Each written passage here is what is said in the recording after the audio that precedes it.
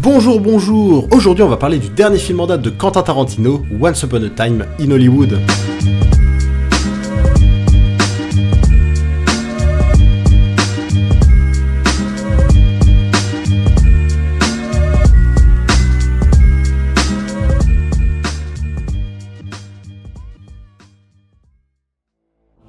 Alors vous l'aurez vu avec le titre de la vidéo, j'ai adoré ce film. Je m'attendais pas à grand chose en allant le voir au cinéma, et je peux vous dire que j'ai pris une sacrée claque.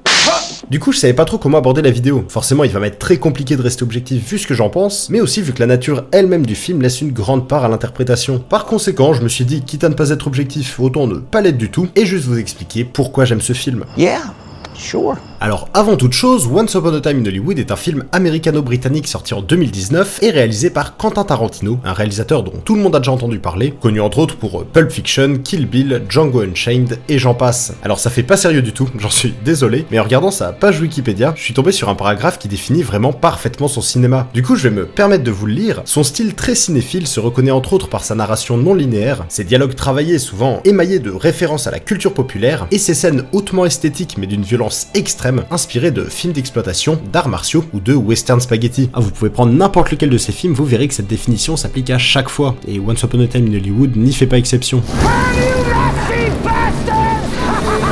Alors vu que je vais faire dans le subjectif, il va falloir un peu de contexte, j'ai jamais été un grand fan de Quentin Tarantino, du moins jusqu'à ce film-là. J'ai toujours eu beaucoup de respect pour le gars, j'ai toujours bien aimé ce qu'il faisait, c'était un cinéma assez divertissant et son sujet était à chaque fois bien maîtrisé, mais je sais pas, ce côté un peu trop stylisé, ça me bloquait toujours un peu. Mais alors pourquoi Once Upon a Time in Hollywood et pas un autre? Eh bien c'est ce qu'on va voir tout de suite. Okay, let's go. Alors, le film raconte l'histoire d'un acteur qui a peur d'être has-been et qui vit avec son ami cascadeur dans un Hollywood des années 60, et globalement, je crois que c'est tout. Ah, that's pretty fucking thin. That's very thin. Là, c'est la première chose qui m'a vraiment marqué avec ce film. Il y a pas de scénario en fait, on assiste juste à une tranche de vie. Quand je suis allé le voir, j'avais aucune idée de quand il allait se terminer. J'avais ma petite idée vu que je savais ce qui s'était passé à cette époque, on y reviendra plus tard, mais quand on est devant un film pareil, on a vraiment zéro idée de là où il va nous emmener. En gros, il y a juste un fil conducteur, Rick Dalton et Cliff Booth, un acteur de série télé et son cascadeur, assistent à la métamorphose d'un Hollywood qu'ils ne reconnaissent plus et essaient de trouver leur place dedans, donc en gros de relancer leur carrière. It's official, old buddy. It has been. Et vous l'aurez deviné, la période choisie pour le film n'est pas anodine. Déjà parce qu'il y a eu à cette époque un événement majeur dont on parlera plus tard, mais aussi parce que le cinéma hollywoodien était en pleine transformation. En effet, la fin des années 60 au cinéma rime très souvent avec Nouvelle Hollywood. D'accord. Pendant plus de 30 ans, le cinéma hollywoodien se devait de suivre certaines règles et devait parfois, voire souvent, se censurer pour respecter les conventions du code Hays, un code de production du cinéma américain établi en 1930 qui grosso modo convenait de ce qu'il fallait ou pas montrer à l'écran. On connaît les États-Unis, surtout à cette époque, très puritain et conservateur. Vous le voyez venir, il y avait pas de sexe ou de violence dans les films. Les héros devaient être 100% gentils et moraux, et si jamais il y avait un personnage méchant, il fallait qu'il soit bien puni. Les gens qui allaient au cinéma voulaient se divertir et voir un monde idéalisé sans être confrontés à une quelconque réalité sociale ou politique déplaisante. Et pareil, tout le travail autour de l'histoire était impacté. Les comédiens devaient être au cœur de la mise en scène, Star System oblige, les raccords devaient être fluides, les plans simples, le montage pas trop rapide, bref, la liberté artistique était quelque peu mise à mal. Au fil des années, évidemment, le public s'est lassé, les tentatives d'innovation ont un peu foiré, et avec l'arrivée de la télévision, les studios ont dû faire face à une concurrence très rude. Finalement, en 1966, le code Hays sera complètement abandonné, et un nouveau cinéma va voir le jour, le Nouvel Hollywood, grâce notamment à de jeunes réalisateurs comme Brian De Palma, Robert Altman, Francis Ford Coppola ou encore Martin Scorsese. I'll see you in the morning, thank you. Bref, vous vous en doutez, maintenant que le code Hays avait disparu, tout le monde s'est un peu lâché, et forcément il y a eu une recrudescence de la violence et du sexe dans les films. C'est par exemple à ce moment-là que l'industrie du porno a complètement explosé. Dirty movies have premieres? Yeah, they're fun. Pareil avec les films qui contestaient un peu l'engagement américain dans la guerre du Vietnam. En fait, le cinéma était le reflet de la société de cette époque, comme il l'est assez souvent d'ailleurs. Avec l'ascension du mouvement hippie, l'évolution des mentalités, en grande partie due aux enfants nés du baby-boom, une rupture avec ce cinéma trop strict et trop puritain était inévitable. Et c'est d'ailleurs assez drôle de voir les héros du film, habitués à ce milieu un peu conservateur, s'acharner sur les hippies pendant tout le film. Fucking hippie motherfuckers. Bunch of goddamn fucking hippies. Perpetrators, they're hippie assholes. Dirty fucking hippies. Mais après justement, si on galère autant à raconter précisément ce qui se passe dans l'histoire, c'est aussi parce que le film se concentre beaucoup sur ce contexte et sur l'ambiance générale de l'époque. Il y a beaucoup de scènes qui n'ont pas forcément lieu d'être, qui aident en rien le scénario, et qui sont juste là pour décrire une atmosphère et un état d'esprit cher à Tarantino, qui a grandi dedans et qui va chercher par tous les moyens à reproduire tout au long du film. You wanna buy a cigarette dipped in acid? How much? 50 cents. Et je pense, sans prendre trop de risques, que Tarantino regrette beaucoup cette période. On y voit des références dans absolument tous ses films, comme on en parlait tout à l'heure, les westerns, les films d'arts martiaux, tout ça ce sont des genres qui ont eu leur heure de gloire dans les années 60 et 70. Et même ce côté violent et gore, il le tient de cette époque, où les réalisateurs se sont complètement lâchés après l'abandon du code Hays. Et bien sûr, aujourd'hui, le meilleur exemple de cette nostalgie, c'est Once Upon a Time in Hollywood. C'est une véritable déclaration d'amour au cinéma de son enfance, au cinéma qui l'a inspiré, et c'est quelque chose que j'ai vraiment ressenti en voyant le film. Et même pour quelqu'un comme moi, qui a genre 30 ans de moins que Tarantino, je me suis senti nostalgique d'une époque que j'ai jamais connue. Bon du coup je vais quand même essayer de faire un résumé rapide de ce qui se passe dans le film. Tout commence dans un restaurant où Rick Dalton, une ancienne star de film des années 50 interprétée par Leonardo DiCaprio, a rendez-vous avec Schwartz, un agent, pour parler du futur de sa carrière. Ce dernier lui explique que les temps ont changé et qu'il est maintenant un peu ringard. Étant légèrement névrosé, narcissique et stressé, Dalton a du mal à encaisser ça et il trouve du réconfort auprès de son cascadeur et ami Cliff Booth, interprété par Brad Pitt, un homme assez mystérieux qui est suspecté d'avoir tué sa femme, mais qui est surtout un véritable pilier pour Rick et accessoirement son homme à tout faire. You're Rick fucking Dalton.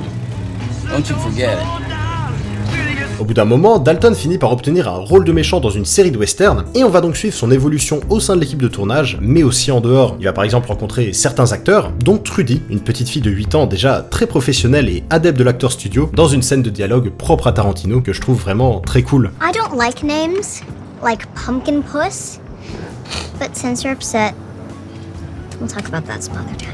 Mais une fois que le tournage commence, son alcoolisme lui fait perdre ses moyens et oublier son texte, et il part donc furieux dans sa caravane pour évacuer toute sa frustration. Après s'être juré d'arrêter de boire, déterminé, il revient sur le plateau et signe une performance excellente qui lui vaut les félicitations du réalisateur, mais surtout de la petite Trudy, dont les compliments vont profondément le toucher. That was the best acting I've ever seen in my whole life. Thank you. Et j'aimerais m'arrêter quelques minutes sur cette scène, qui, à mes yeux, est la meilleure de Once Upon a Time in Hollywood. C'est de ça que parle tout le film. Tout concerne le cinéma. Il parle de cinéma, il est fait par un grand réalisateur de cinéma, et il est interprété par des grands acteurs de cinéma. Et ça, c'en est l'extrait le plus représentatif. Déjà, la petite, elle joue incroyablement bien, je pense qu'elle a vraiment un très bel avenir dans le milieu. Mais alors, DiCaprio...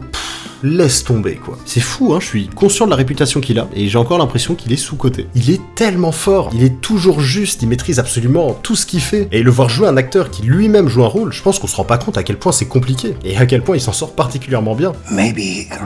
God damn it, I fucked this whole thing up. Sam, I did. I fucked this whole thing up. D'ailleurs, j'ai aussi été bluffé par comment il interprète son personnage, qui est quand même assez antipathique, mais qu'il arrive malgré tout à rendre très attachant, grâce notamment à des scènes comme celle-ci. Rick fucking Dalton.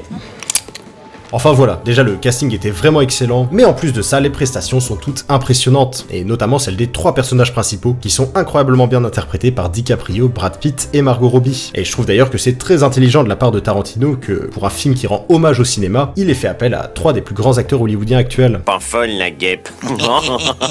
Bref, après ça, l'histoire continue, Dalton poursuit ses tournages, et pendant ce temps, Booth fait la rencontre d'une jeune hippie surnommée Pussycat, qui va l'emmener dans un ranch en périphérie de la ville, où l'attendent tous ses amis, qui ne sont autres que les membres de la Manson Family. Si vous savez pas ce que c'est, il s'agit de la secte créée par Charles Manson dans les années 60, qui est devenue mondialement célèbre après avoir massacré Sharon Tate, une des étoiles montantes d'Hollywood, alors qu'elle était enceinte de 8 mois. Si vous voulez tout savoir là-dessus, j'ai fait une vidéo sur le sujet, le lien est en description. Bref, un des adeptes de la secte crève un pneu de la voiture de Booth, et ce dernier, plutôt mécontent, l'oblige à réparer son erreur avant de rentrer chez Dalton pour regarder avec lui la diffusion d'un épisode de série dans lequel il apparaît.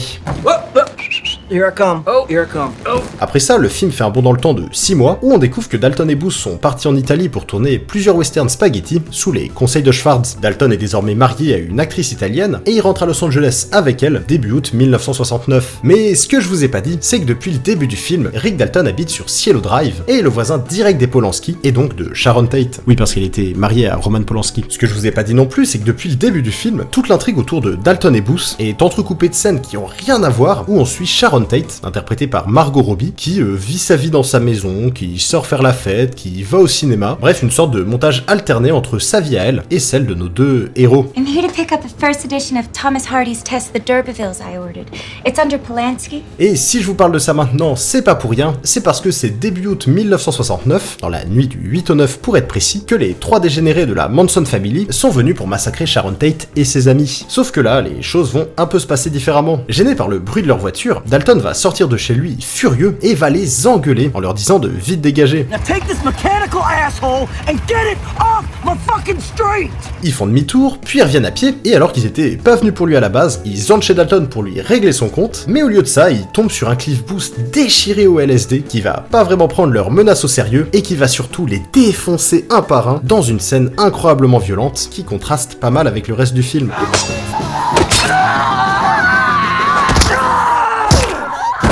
Bon, je passe les détails, Booth en tue deux, et la dernière, tombée dans la piscine, se fait littéralement incinérer sur place par Rick Dalton, qui avait gardé le lance-flamme d'un de ses films dans sa cabane de jardin. Une fois les secours arrivés, Booth part en ambulance, et Dalton le remercie en disant qu'il est vraiment un bon ami.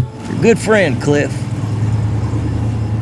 I tried. Alors que le véhicule quitte l'allée, Jay Sebring, un des amis de Sharon Tate, vient aux nouvelles et demande à Rick ce qui s'est passé. Il lui explique, et pendant qu'ils discutent, Sebring lui avoue qu'il a toujours été fan de lui. Dalton n'en revient pas, et encore plus incroyable, Sharon Tate à l'interphone l'invite à passer la soirée avec eux. Bien qu'ému et très intimidé, il accepte, et le film se termine sur lui qui entre chez les Polanski pour passer une soirée avec Sharon Tate et ses amis qui, sans le savoir, ont échappé à une fin cauchemardesque.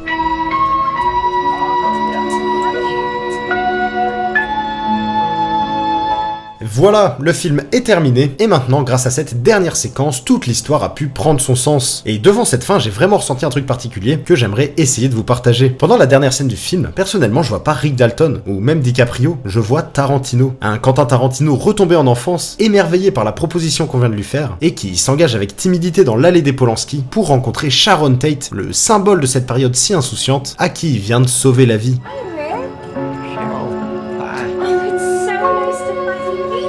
Ce film, c'est Tarantino qui s'est envoyé dans le passé pour changer l'histoire. Il l'avait déjà fait avec Inglourious Basterds, où il tuait Hitler, mais c'était plus pour la blague qu'autre chose. Je tue Hitler dans mes rêves depuis que j'ai 4 ans. Ici, on sent vraiment une nostalgie et un regret que l'histoire soit passée comme ça. Et c'est aussi là que repose toute la beauté du cinéma. Grâce à ça, on peut se permettre de modifier l'histoire, ce qu'on appelle une uchronie, et d'avoir l'illusion que c'est vraiment arrivé comme un rêve qu'aurait fait Tarantino. Et bien sûr, la question évidente qui découle de cette fin, c'est qu'est-ce qui se serait passé si c'était jamais arrivé? Parce que c'est pas juste une actrice qui s'est fait massacrer. Ce meurtre, il a eu des conséquences inimaginables sur l'évolution de tout le pays. Les années 60, ça représentait vraiment un renouveau dans les mentalités. Comme j'en ai déjà parlé avec le nouvel Hollywood, il y a eu cette espèce de besoin d'émancipation de la population, et du coup les états d'esprit ont beaucoup changé. Le meilleur exemple de ça, c'est le mouvement hippie. Et au fur et à mesure des années, un climat de confiance a commencé à s'installer, les gens prônaient la paix, les rues étaient plus sûres, l'ambiance plus légère. Bref, c'était une période prospère, et qui annonçait un futur plus que prometteur. Et Sharon Tate, c'était le fer de lance de cette période. Elle était gentille, intelligente, belle, elle jouait bien, tout lui réussissait. C'était vraiment la